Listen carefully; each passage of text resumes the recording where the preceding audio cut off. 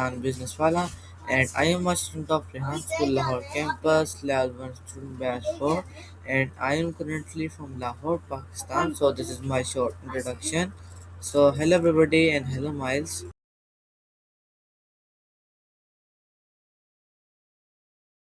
Miles, are you hearing? Hey, hello. Wait, already? That was the fastest intro in history. Okay. So You back? first of yes, I am back. So first of all, today hmm, my topic is reselling business model explained. Start with zero investment 2026. So today this is my topic. Reselling with zero down. Sounds like a plan. Where do you want to start? Okay, we will start with basic. Start with basic. So my first question is, what is reselling business? Basically, reselling is just the middleman game. But you buy something at a low price and flip it for a profit. Simple as that. No need to manufacture anything yourself. You're just finding the value where others missed it. Okay, so Ready for the next one? yes, ready for next one. My next question is, how does reselling work? It's a pretty straightforward loop. You find a product that's underpriced or in high demand, grab it, and then list it where people are actually willing to pay a premium. The profit is just the difference between what you paid and what you sold it for. You're basically getting paid for your time and your eye for a good deal.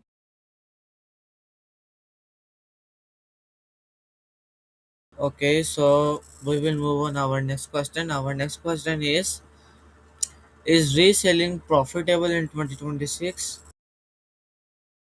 Oh, for sure. It's still a huge play. People are always looking for a deal, and with more niche markets popping up, there's always something to flip. As long as you can spot the trends before everyone else does, the money's there.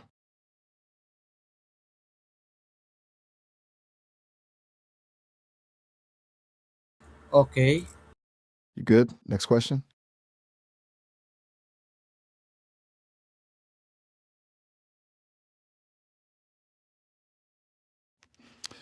okay, 100%. It's probably one of the easiest ways to get your feet wet in business. You don't need a degree or a massive warehouse to start, just a phone, an internet connection, and a bit of hustle.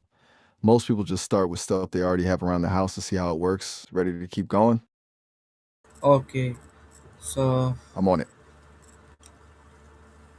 What's the next move? okay, so next is, what is zero investment business? Zero investment just means you're starting without putting your own cash on the line. Instead of buying stock up front, you're using other people's products or your own time to make money. It's the ultimate low risk way to enter the game because you've nothing to lose but a bit of effort. Okay, so we will move on our next question. Our next question is, how much profit how much profit can you make? Honestly, it's all over the map. It depends on what you're flipping. If you're moving low cost items in bulk, the margins are smaller, but the volume's higher. If you find a rare vintage piece or a high demand gadget, you can make a killing on a single sale. There's no ceiling really. It just depends on how good you are at spotting the value. Okay, so my next question is, how much profit can you make? Like I said, it varies a lot depending on the niche. You could be making a few bucks per item or thousands on a lucky find. It's all about the scale and the quality of the deal. You still with me? Okay, I'm here. yes. What's next on the list? Cheers. Oh, You got it. okay. So next one is, what are benefits of reselling? Mm. The biggest perk is the low barrier to entry. Like, you don't need to spend months developing a product or hiring a team. You just find something that exists, find a buyer, and you're in business. Plus, it's a great way to learn how to price things and negotiate without taking a huge financial risk. Pretty low stress compared to starting a full scale company. Okay, Pretty sweet, so right? yes, right. So my next question is, what is online reselling? Online reselling is just taking the middleman game to the internet. Instead of a physical shop or a local flea market, you use platforms like eBay, Amazon, or even Instagram and Facebook Marketplace to reach people. It basically lets you sell to a way bigger audience without ever having to run a storefront. Much easier to scale, too. Okay. I'm locked in. What's the next one? Okay, so next is what is offline reselling? Offline reselling is the old school way. Think flea markets, garage sales, or just selling stuff to people in your neighborhood. You're dealing with the physical world, handing over the item and getting cash right there on the spot. It's more personal, and you don't have to worry about shipping or platform fees. Okay. Keeping it moving. What's the next question? Okay, so my next question is hmm, what are risk in reselling? The biggest risk is usually holding on to stock that doesn't sell. You end up with a pile of stuff in your room that's basically just expensive clutter. Then there's the risk of getting scammed, especially online, or finding out an item is fake after you've already paid for it. It's all about doing your homework before you buy. Okay. You good? What's next on the list? Okay, so next is how to start reselling step by step. All right, let's break it down into a simple game plan. First, you got to figure out what you're actually good at spotting. Like, do you know sneakers, tech, or vintage clothes? Pick a niche you actually enjoy so you're not bored to tears. Then, start with what you've already got. Go through your closet or your garage and flip a few things you don't use anymore. It's the best way to learn the ropes without spending a dime. Once you've got some cash, find your platform. If you're into local stuff, Facebook Marketplace is great. If you want to go global, hit up eBay or a specialized app. After that, just take clean photos, write a sharp description, and set a fair price based on what others are actually selling for. Last step, negotiate and deliver. Be responsive, be honest about the condition, and once the money's in your hand, you're on to the next deal. Want to dive Okay. into any of those steps specifically? I'm still here. Yeah, What's yeah. next on your list? Okay, so my next question is what product are best for reselling? It really depends on the vibe, but usually it's the stuff that people want right now but can't find easily. Tech is always huge. Think GPUs, gaming consoles, or even vintage cameras. Fashion is another gold mine, especially sneakers, streetwear, or high end vintage pieces that are back in style. Even home decor or collectibles like trading cards can be a massive play if you know the market. Basically, you're looking for high demand and low supply. Okay. So But the key is to avoid stuff that's too bulky to ship or items that lose value the second they're out of the box. You want things that are easy to move and hold their value. Got a specific category in mind?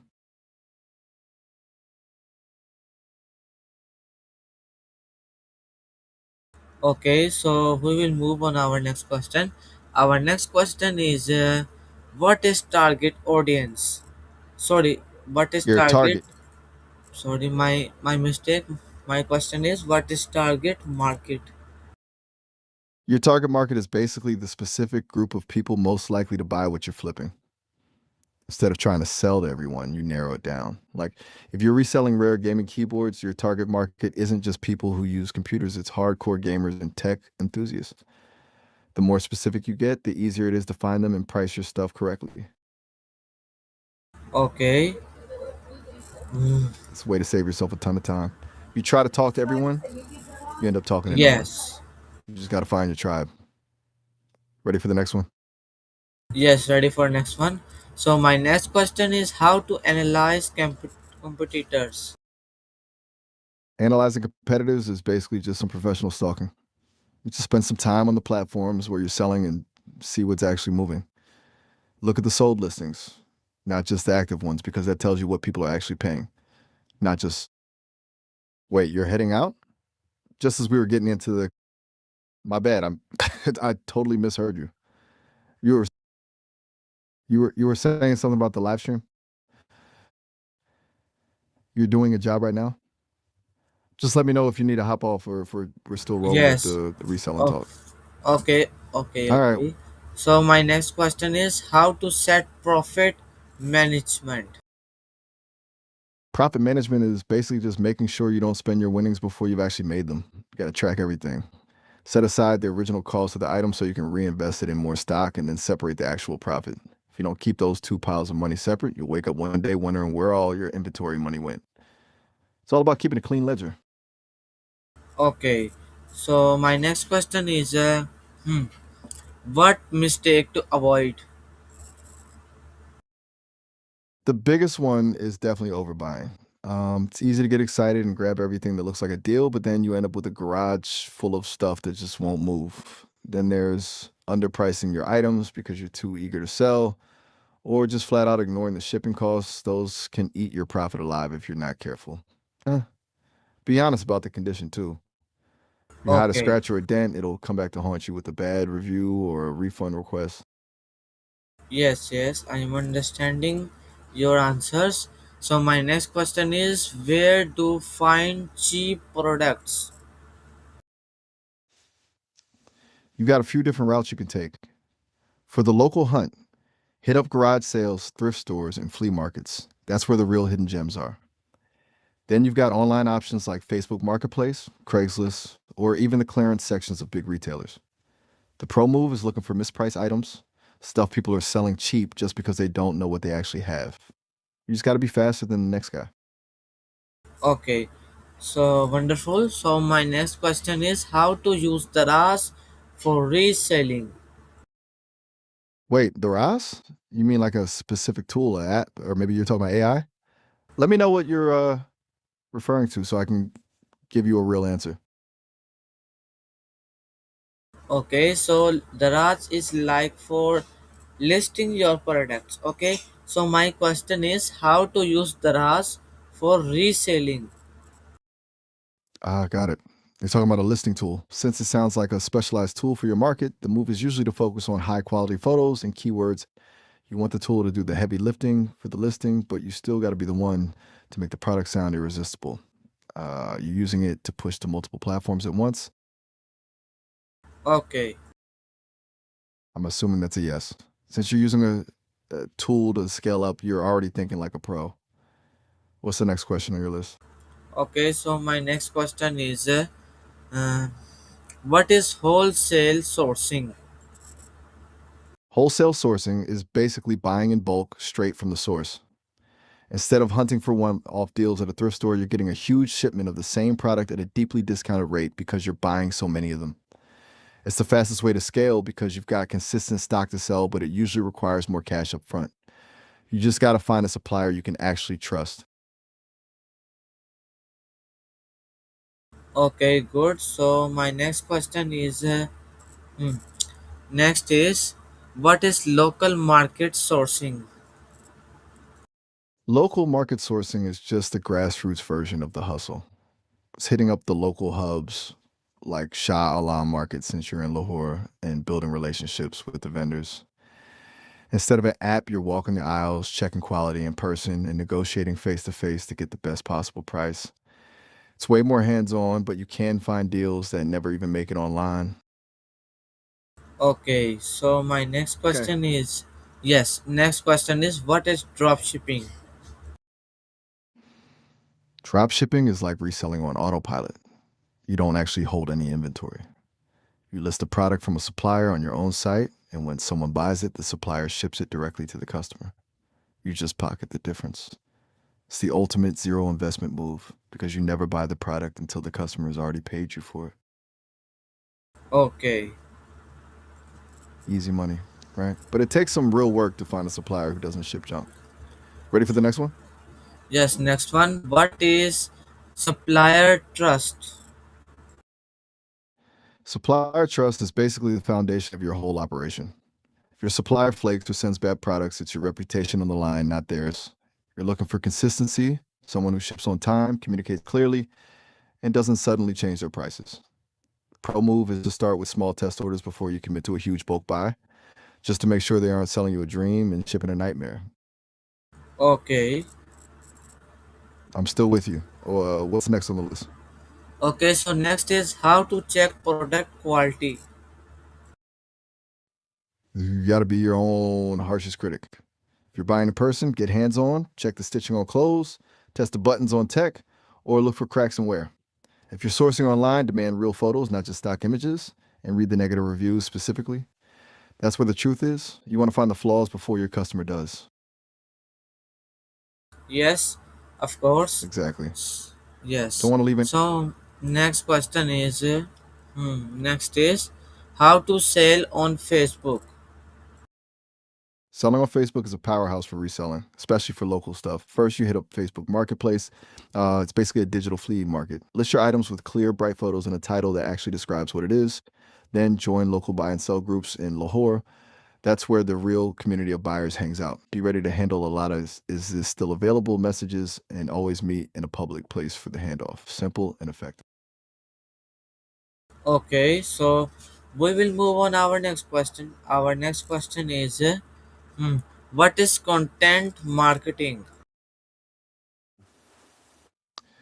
Content marketing is basically just creating value before you ask for a sale.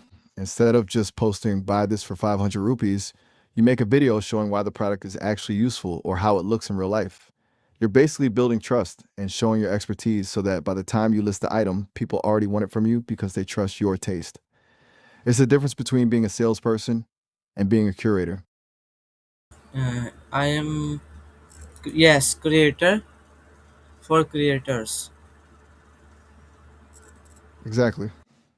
You're not just flipping stuff, you're building a brand around your eye for quality.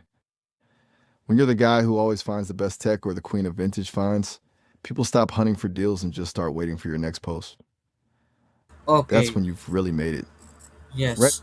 Ready for the next So move? What we got? yes, next one is how to grow on Instagram. Instagram is all about the aesthetic. For reselling, you got to lean into reels and stories. Don't just post a photo, show the product in action, do unboxing clips, or get ready with me using the items you're flipping. Use high quality lighting and consistent colors so your profile looks like a curated shop, not a garage sale. Also, engage with your followers, poll them on what they want to see next. Once people feel like they're part of the hunt, they'll be way more likely to buy. You still rolling with these? Yes, yes. So Love the energy? What's the final question on the list? Or are we okay, hitting the home stretch? yes, Oh, I have many more questions. My next question is how to create product listing. a good listing is basically a sales pitch in text and photo form. First, you need photos that actually look professional, bright lighting, clean background, and shots of every angle. There's a flaw, show it, it builds trust. Then the title needs to be keyword heavy. Don't just say shoes, say Nike Air Max 270 white, men's size 10. Finally, in the description, hit the why. Why should they buy this? Is it rare? Is it in mint condition? Be clear, be concise, and make it easy for them to hit that buy button. What else you got? Okay, very wonderful. I'm locked. Glad you're digging it. What's the next one on the list? Okay, so next is what is product description writing? Product description writing is basically the art of selling the item without being there to talk about it. It's where you move past just listing the specs and start telling the buyer why they actually need the product. Instead of saying, this is a blue shirt, you say, this is a heavyweight cotton blue shirt, perfect for a clean, casual look. You're painting a picture of how the product fits into their life. The goal is to answer every question they might have before they even think to ask it. Okay, It's all so about it's all about the making them feel like they're missing out if they don't grab it right now. You want to create that sense of urgency. Got more questions, or are we wrapping up the list? yes, so my next question is how to increase visibility. Uh, Visibility is all about getting in front of the right eyes. First, lean into SEO. Use those specific keywords we talked about in your titles and descriptions so people actually find you when they search. Then, be active. Don't just post and ghost. Engage with other sellers. Comment on relevant posts and keep your listings fresh by renewing them if the platform allows it. And honestly, biggest hack is consistency. If you're popping up in people's feeds every couple of days, You become a familiar face and trust follows. What's next on the agenda? Okay, so my next question is hmm, next is what is WhatsApp selling? WhatsApp selling is basically the inner circle approach. You're moving the conversation from a public marketplace to a private chat, which is where the real trust is built. You can use status updates to tease new arrivals and broadcast lists to hit up your most loyal customers before a product even goes live on a website. It's high touch, very personal, and usually leads to faster sales because people feel like they're getting an exclusive first look. Okay, so It's basically like having your own VIP club. Once you get a few regulars who trust your eye, you could just drop a photo in your status and it's gone in 5 minutes. No listing, no waiting. Just a quick chat and a deal. What's next on the list? okay, so my next question is how to manage orders. Order management is all about the system. Got to keep a simple tracker, a spreadsheet, or even just a dedicated notebook to log who bought what, when they paid, and if it's shipped.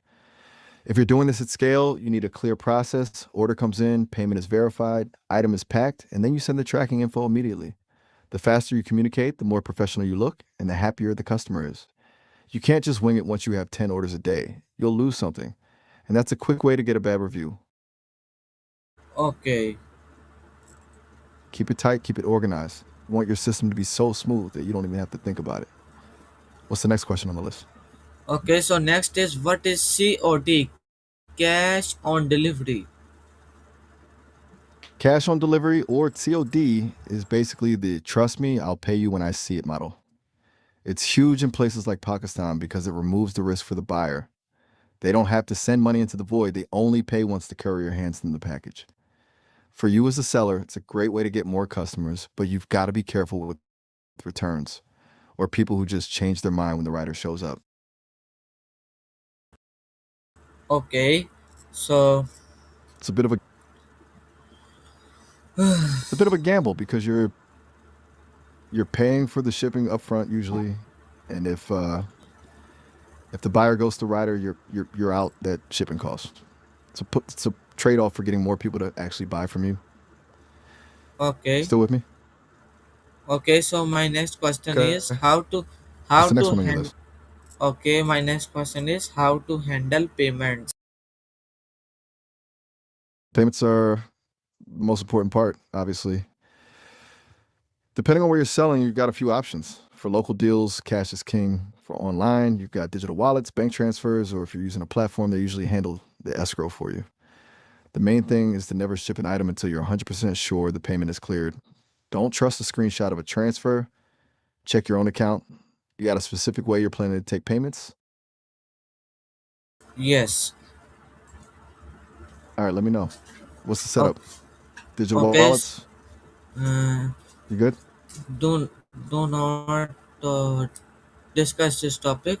So my next question is what is delivery system?